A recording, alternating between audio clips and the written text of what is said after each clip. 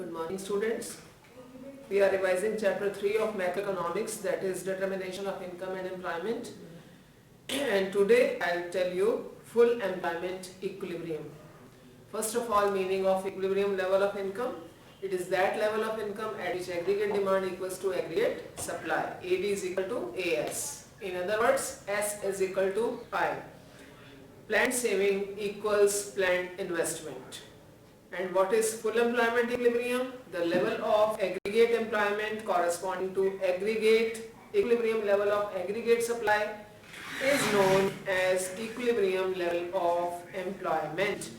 But according to Keynes, an equilibrium level of employment may or may not be at full employment. Rather, it is generally less than full employment. Equilibrium level of employment may be of two types. First, full employment equilibrium, and other, underemployment equilibrium. Two situations are explained by Keynes. While classical economists explained this, that an economy works only at full employment level. It is on equilibrium only at full employment level. But Keynes explained that an economy can be in equilibrium either at full employment level or underemployment level also. So, you can explain it by the diagram also. It is AD, it is AS, and it is equilibrium level of income. But sometimes AD is not full employment. It is less than full employment level, that is AD1. So, this is underemployment level, and this AD curve where intersects AS curve, there can be new equilibrium. It is underemployment equilibrium,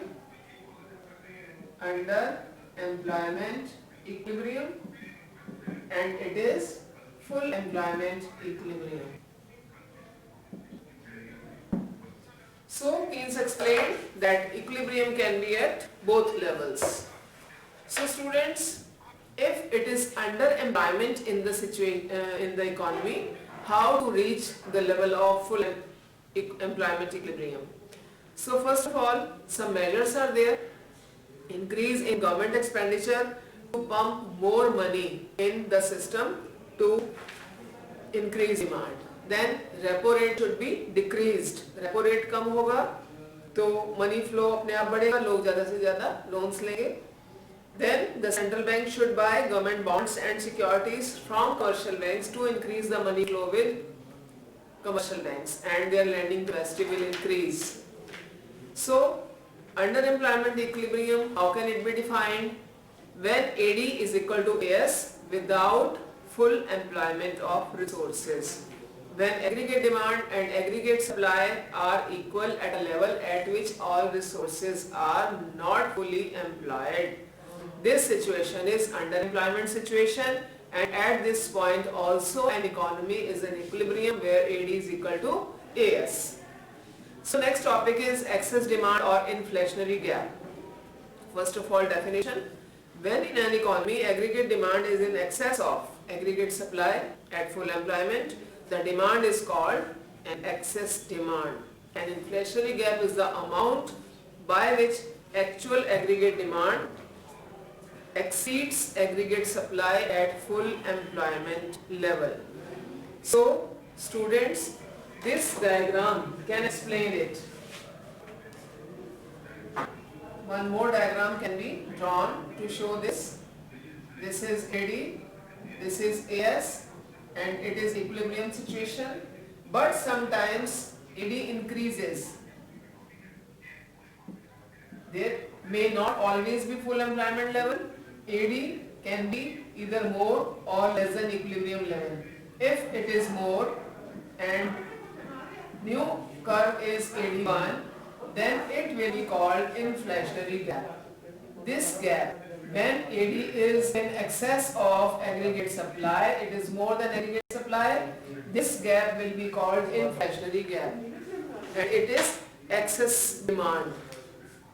It is the situation of excess demand. So what are the causes of excess demand?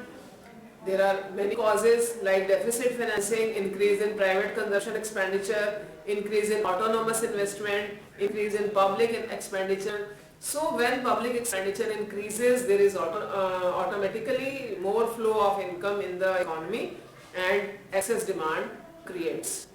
And impacts, there are many impacts of excess demand like rise in prices, and inflation causes inequalities of wealth, loss to creditors and salaried people, and social unrest. These all are the consequences or results of excess demand. So students, do revise daily whatever is taught.